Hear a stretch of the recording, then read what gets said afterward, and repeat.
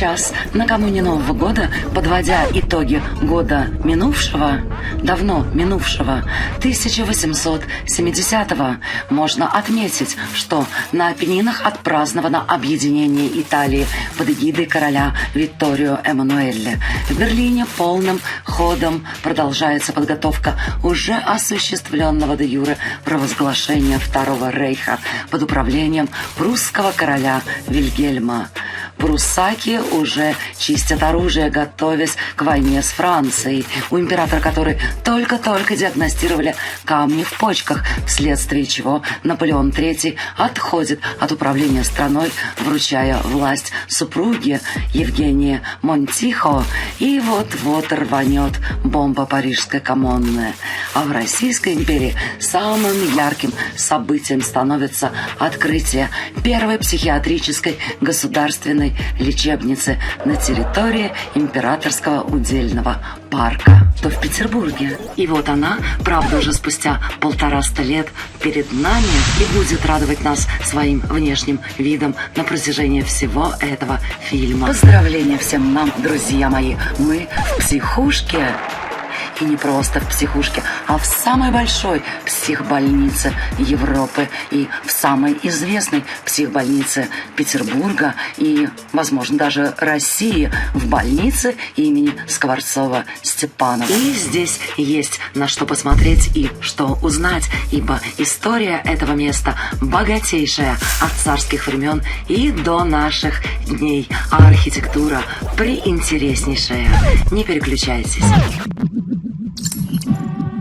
1870 год. 26 февраля цесаревич составляет прошение на имя отца о соизволении на устройство особого приюта для неизлечимых помешанных. И ответ получает утвердительный. И тут же под руководством тогдашнего генерал-губернатора Трепова создается комиссия по разработке этой идеи. Часть денег, около 100 тысяч рублей, выделяется из личных средств наследника, и столько же жертвуют купцы первой гильдии Громов и Егоров. В результате оперативной работы комиссии и не менее оперативного финансирования был составлен проект, порученный академику архитектуры Ивану Васильевичу Штромму, который предложил построить аж 5 одноэтажных с мезонинами корпусов из дерева и деревянную же церковь святого Пантелеймона Мученика, покровителя медицины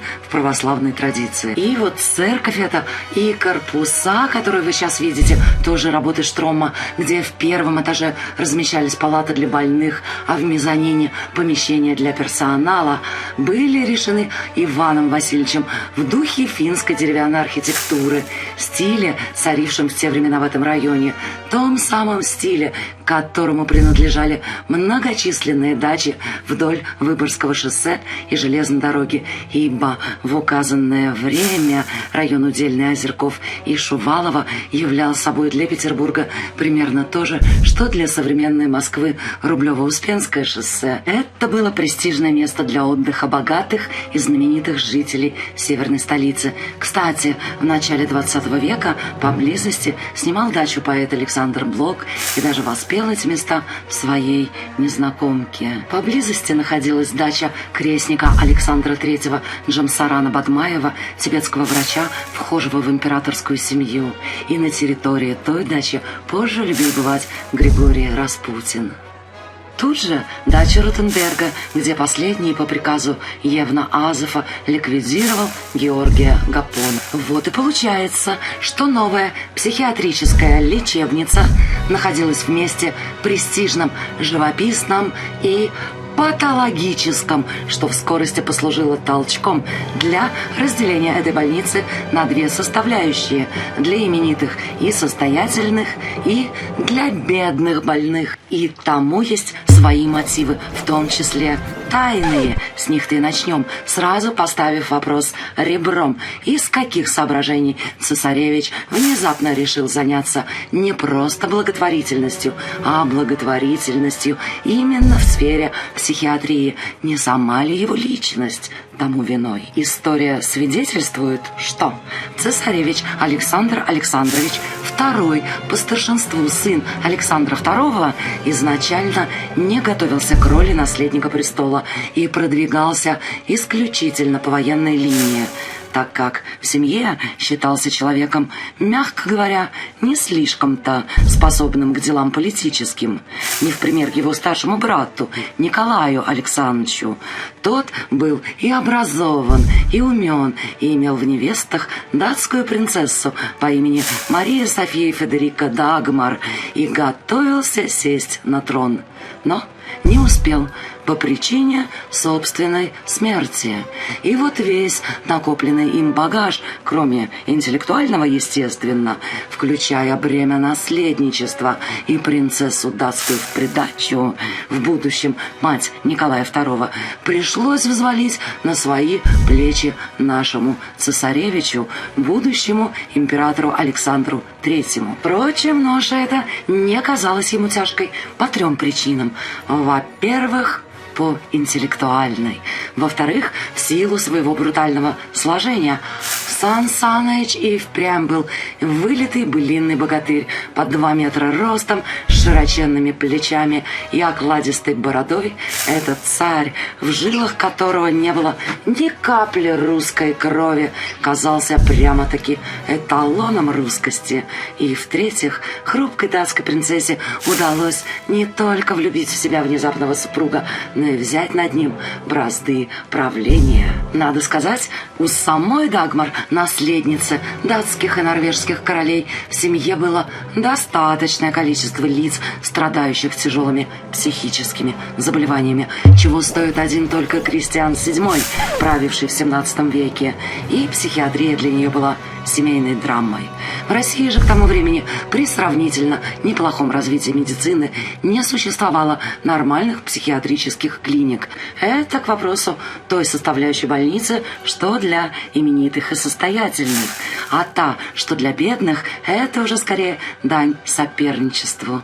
Соперничеству с собственным родителем. Стройный красавец Александр II, воспитанник Жуковского, блестяще образованный и остроумный, был для неповоротливого телом и смекалкой сына фактором раздражающим и унижающим достоинство, и поэтому во всех начинаниях Александр Александрович щился переплюнуть венценосного тятюшку, даже будучи всего лишь наследником престола.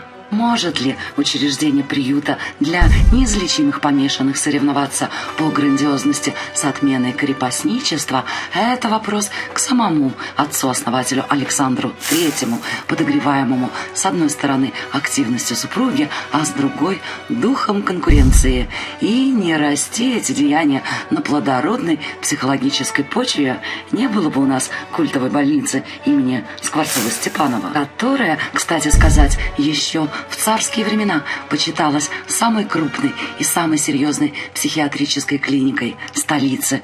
Позже, благодаря тогдашнему руководителю, лейб-медику, профессору Александру Викторовичу Тимофееву, на смену старым, экстравагантным методам лечения психопатологии пришли иные. Если раньше больных погружали в ледяные ванны, ставили им влажные обертывания, стягивающие плоть, заковывали их в жесткие смирительные рубахи, то теперь стали использовать физиотерапевтические методы, трудотерапию, гипноз, и среди тех, кто продвигали эти методы, оттачивая мастерство и одновременно изучая поведение душевнобольных, были уже прославлены к тому времени нейрофизиолог Иван Павлов, тот самый, кто тренировался на собачках, и только восходящий к мировой славе Владимир Бехтерев. Любопытно, но среди средств фармакотерапии душевных недугов, судя по тогдашним отчетам, значится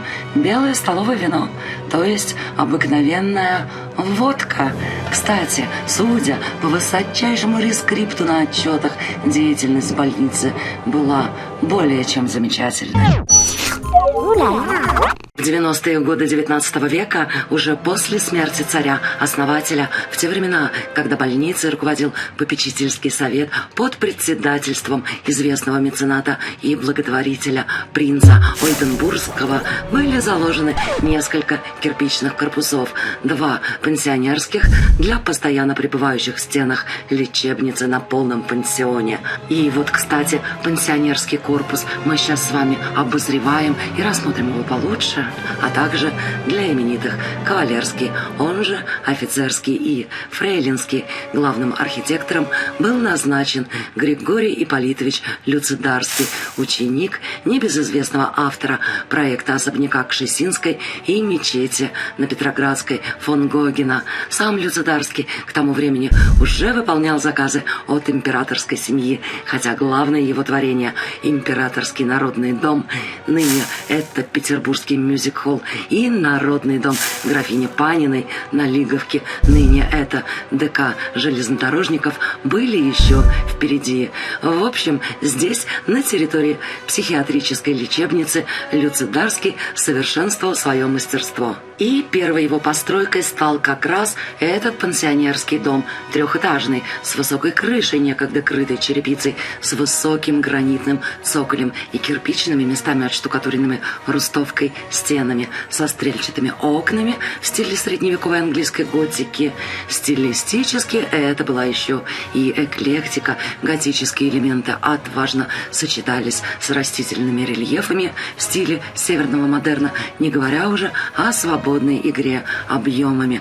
Полукружие лестниц Люцидарский вынес за пределы основного четырехугольного объема здания, придав всему облику корпуса нетривиальность и свежесть. Попроще, но тоже с явным акцентом на английскую красно-кирпичную готику, были выполнены подсобные корпуса, особенно котельная с водонапорной башней, напоминающие донжон феодального замка. Эти постройки, датируемые 1900-1904 годами, стали первыми проектами Люцидарского на данной территории. Позже, в 1904-1907 годах, им же были выстроены 2 значительных сооружения, упомянутые уже нами кавалерский и фрейлинский корпуса, предназначенные для благородных пациентов. И вот кавалерский корпус перед вами, и мы даже побываем внутри. А сейчас про оба эти корпуса можно сказать, что для максимально естественного освещения Люцидарский запроектировал огромные для тех времен в Петербурге панорамные окна, остекленные толстым, практически не бьющимся корабельным стеклом, вправленным в свинцовую окантовку. Этакая своеобразная альтернатива решеткам на окнах.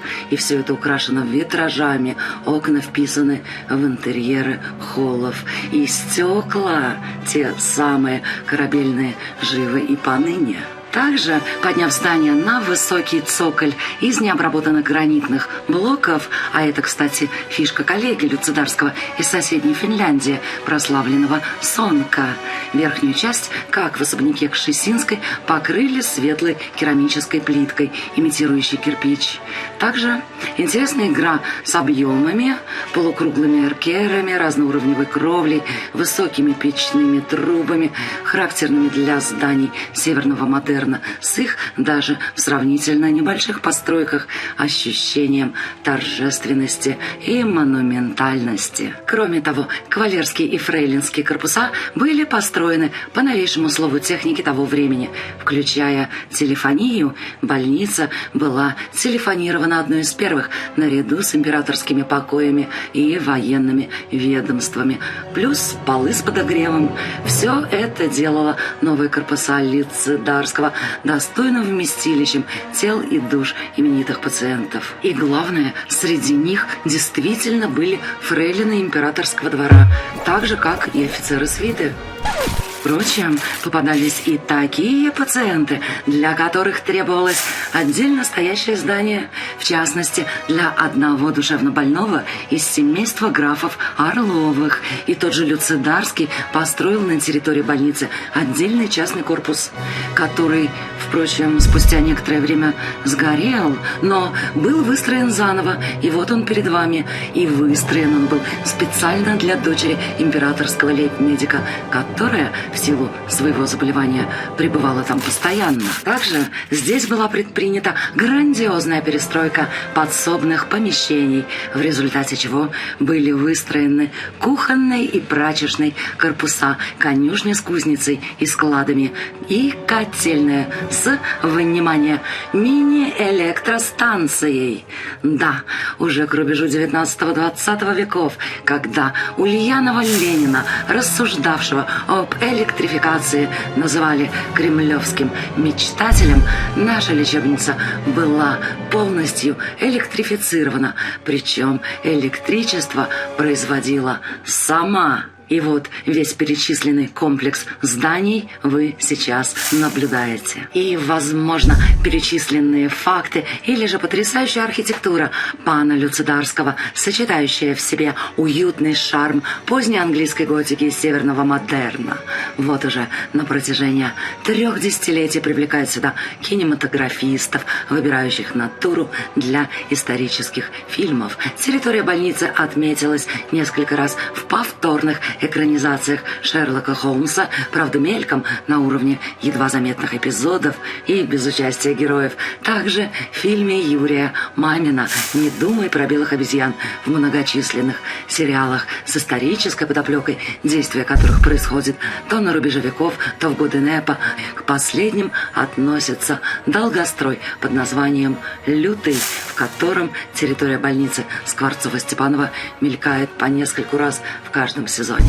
Киногеничность этих мест можно оценить прямо сейчас в ходе просмотра этого фильма, тем более с учетом всех превходящих обстоятельств, тех, что уже озвучены, и еще более изощренных и чудаковатых современных, вызванных, скорее всего, наименованием учреждения. Ведь всем известно, как судно назовешь, то и получишь. И вот учреждение, названное именем Ивана Ивановича Скворцова-Степанова, первого наркома финансов и редактора газеты «Правда», никакого отношения ни к психиатрии, ни к медицине не имевшего и похороненного в самой Кремлевской стене, стало обрастать новыми легендами, без которых понятие «гения места» или «гениус лоци» утрачивает значительную часть своей прелести. Но стоит ли уточнять, что в основе любых легенд лежат факты, а они таковы,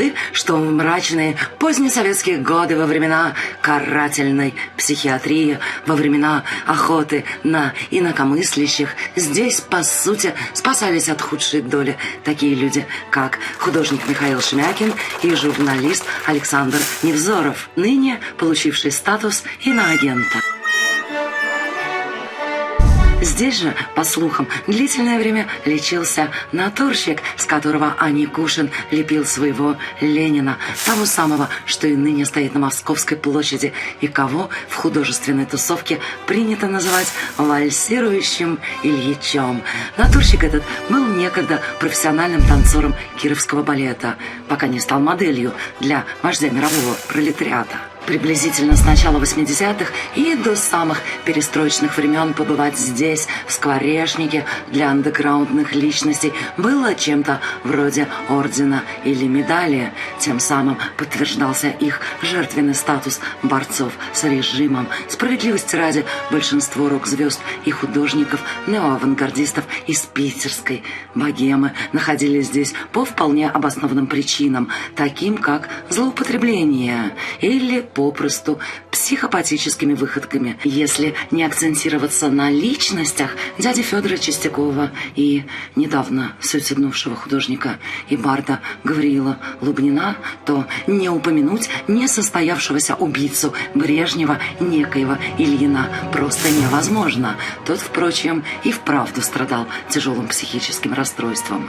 Некий флер культовости этого, в сущности, довольно мрачного места привлекал к нему по-прежнему, по тем или иным причинам, в коих уже трудно разобраться, из совершенно далеких от психиатрии, ну, начиная с самого Скворцова-Степанова, и совершенно или почти совершенно здоровых психически знаменитостей, от тогдашнего наследника английской короны, а ныне полноценного монарха Чарльза Виндзора, до менее известного Славы Ростроповича с супругой, оперной дивой Галины Вишневской. Впрочем, интерес к этой больнице селебрити был недолг и весь пришелся на середину 90-х, время, когда казалось, что в сумасшедший дом вся Россия, и только здесь, на Удельной, за прочными кирпичными стенами психбольницы, нормальная жизнь. Но и это еще не все. Помимо архитектурных шедевров Штрома и Люцитарского, территория психиатрической больницы славится также своим роскошным парком со столетними деревьями, часть которых сохранилась еще со времен императорской фермы. Не вдаваясь в подробности революционного лихолетия, нужно отметить, что и в 17 и в 20 году 20 века больница работала как ни в чем не бывало и даже помогала спастись от неминуемой смерти нескольким прежде высокопоставленным чиновникам, укрывавшимся в ее стенах.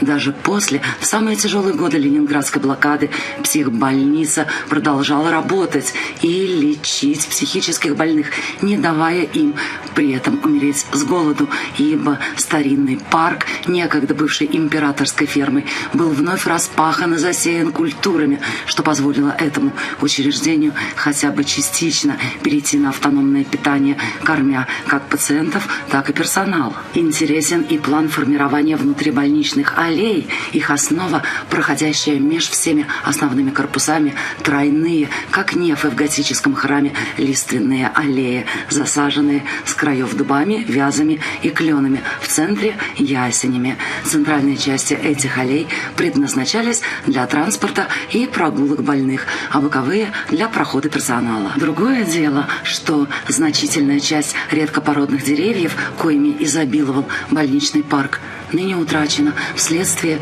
деятельности мелких вредителей, насекомых. Но и то, что сохранилось, оставляет глубокое впечатление, особенно на знатоков и на людей, наделенных художественной фантазией, способных любое дерево нарядить на манер новогодней елки. И здесь мы плавно переходим к самой основной сути. Почему же этот фильм выходит накануне Нового года?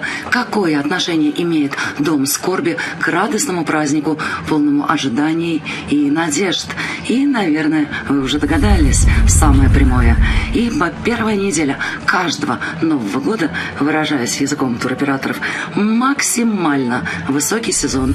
И в психбольнице в том числе, когда литры горячительных напитков на душу населения плавно трансформируются в белую горячку, которая, в свою очередь, купируется только на больничные койки. Так что не стоит думать. Не думай о дурдоме свысока, придут запой, сам поймешь, наверное, что пропасть эта страшно глубока, и без дурдома дело твое скверное. Но если ты порог переступил, расстанься и с одеждою, и с отчеством. Ты думаешь, ты пил? Нет, ты не пил. Все было лишь пижонством и молодчеством.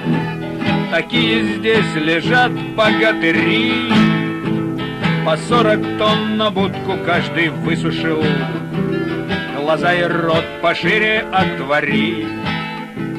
Их выслушай, их выслушай, их выслушай. Они тебя научат кетурам, пихать за щеку, брать врача на дурика, кирять формальдегида по утрам, чтоб пахло не спиртным, а как от жмурика. Они тебе бутылку припасут и сделают разрядочку летальную. Они тебе ликбез преподнесут. Пройдешь здесь школу Кира капитальную. И если ты неопытный алкаш, то встретишь здесь всех асов и компанию.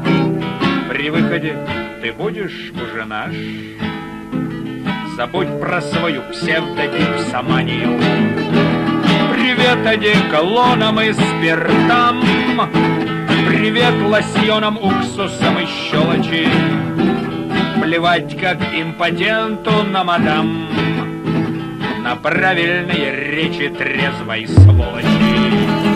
Не думай о дурдоме свысока, смеемся над такими мы до коликов. Настанет время, вспыхнет у виска, что это главный вуз для алкоголиков. Не думай о дурдоме свысока, не думай о дурдоме.